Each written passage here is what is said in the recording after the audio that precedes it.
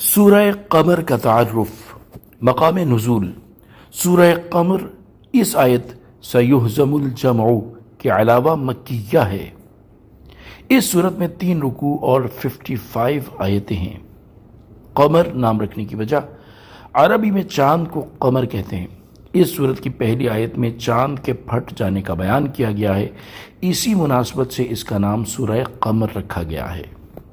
حضرت عائشہ صدیقہ رضی اللہ تعالی عنہا سے مروی ہے کہ رسول کریم صلی اللہ تعالی علیہ وآلہ وسلم نے ارشاد فرمایا، جس نے رات میں سورہ سجدہ، سورہ قمر اور سورہ ملک کی تلاوت کی تو یہ صورتیں شیطان اور شرک سے اس کی حفاظت کریں گی، اور قیامت کے دن اللہ تعالیٰ اسے درجات میں بلندی عطا کرے گا۔ سورہ قمر کے مضامین۔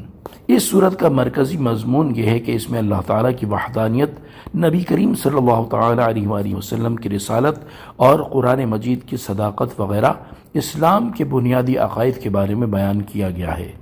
نیز اس صورت میں یہ مضامین بیان کیے گئے ہیں۔ نمبر 1، اس صورت کی ابتدا میں تاجدار رسالت صلی اللہ تعالیٰ علیہ وآلہ وسلم کے ایک معجزے اور کفار مکہ کے طرز عمل کو بیان فرمایا گیا ہے۔ نمبر 2، حضور اقدس صلی اللہ تعالیٰ علیہ وآلہ وسلم کو مشرکین سے اعراض کرنے اور انہیں قیامت قریب آنے اور اس دن انہیں پہنچنے والی سختیوں سے ڈرانے کا حکم دیا گیا۔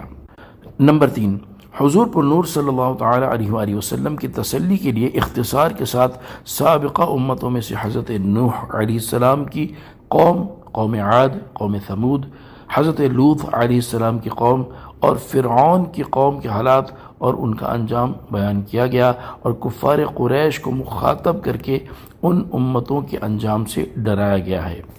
نمبر 4، اس صورت کے آخر میں بدبخت کفار کا حال اور سعادت مند متقی لوگوں کی جزا کو بیان فرمایا گیا۔